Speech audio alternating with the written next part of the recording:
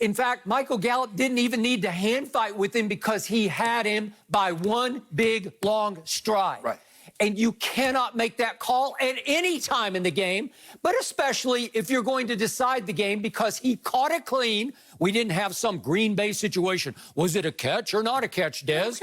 Dez caught it in Green Bay. Michael Gallup clearly caught it there. He did. And the point is that he went to the ground cleanly with the football, and when I saw a yellow flag fly across the picture, I thought, surely it has to be something completely off the ball. Surely maybe CeeDee Lamb was being held in the middle of the field and the Dallas Cowboys would just decline the penalty. But no, wait a second. It's on that play? Yes.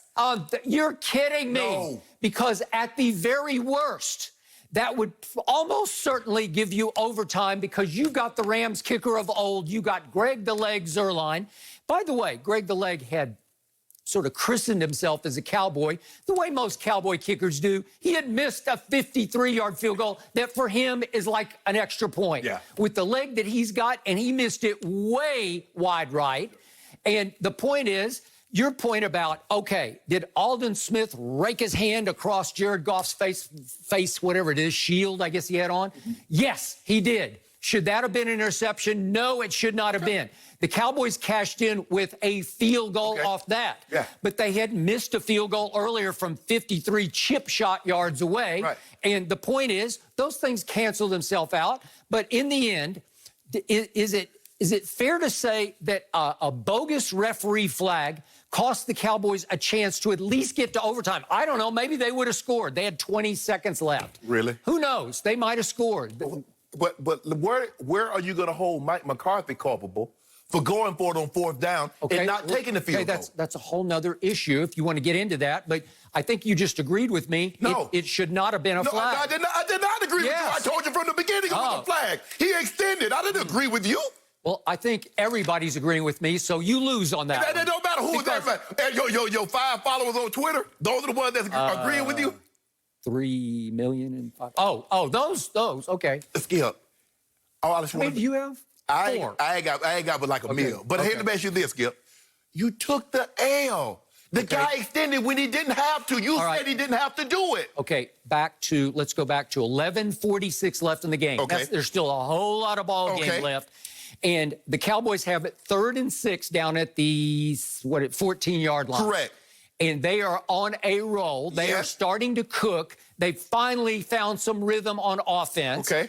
And CeeDee Lamb had just run back a punt for 20 yards that just brought the sideline up alive. Really? And Mike McCarthy is going with the flow, going with the momentum. I have no problem with going for it on 4th down, but I have a huge problem with the play that got called on 3rd down. Here we go again. It was Minnesota last year on Sunday night, all over again. Dak's starting to warm up. You have 3 potential 1,000-yard receivers split out. You got Zeke, who's caught 3 for 31 and 1 for a touchdown. And all of a sudden, you run like a draw action play to Zeke, trying to fool him, trying to trick him, that maybe he can hit up into an emptier box, and maybe he can find something that will gash them for 7 yards. He got 3, predictably, and all of a sudden you're stuck. And now it's 4th and 3. And I think they had already decided we're going to go. We're going to run this play and that play. Skip, I tweeted it. Okay. I tweeted that was a I'm going for it on 4th down call. Whatever. They had already planned to do it. Yes. Okay, so they run shallow crosses, everybody cutting across, and a rookie playing in his first game is going to be, I think he was primary on this play. I'm not sure about it, but it looked like he was there's supposed to be a pick play run for him. And by the way, I lost my tight end last night, Blake Jarwin. I used to call him Shannon Jarwin last night because I thought he was going to have a big breakout year. I'm not saying he'd be a Pro Bowler. I thought he was going to become a force in this attack. He knows how to run those pick plays better than Dalton Schultz does, his backup.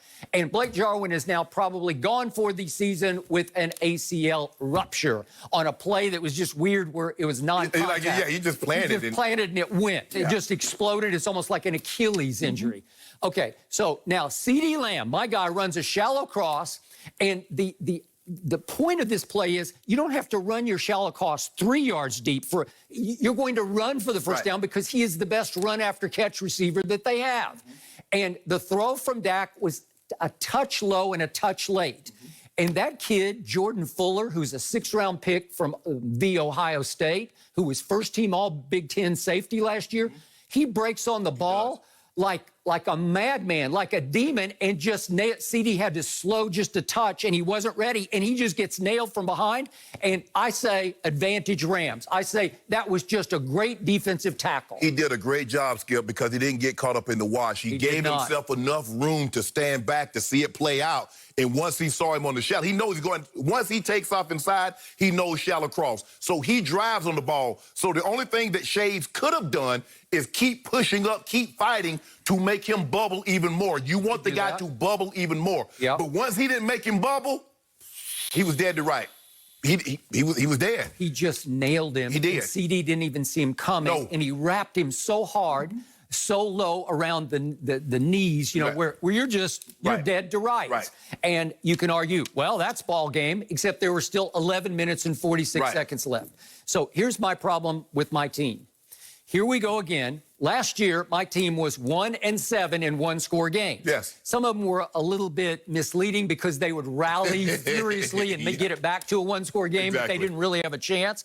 But you know and I know what happened at New Orleans last year. Remember 12-10? Yep. Remember what happened at the Jets, 24-22? I just brought up the Minnesota game, 28-24, when they went from Dak to giving it to Zeke. And New England was 13-9. And I'm going to throw out the Chicago one. It was 31-24, but they were way behind. But Philly was 17-9. Right. My point is, here we go again. 1-7 last year, and this is your opportunity to go win your opener. So guess what? Dak was 15 of 18 in the first half for 187 yards. That's hot, man. And at halftime, I was tweeting like, "This is such a joy to watch." Goes Amari, Gallup, CD, Amari, Gallup, and Zeke, and it looks like, here we.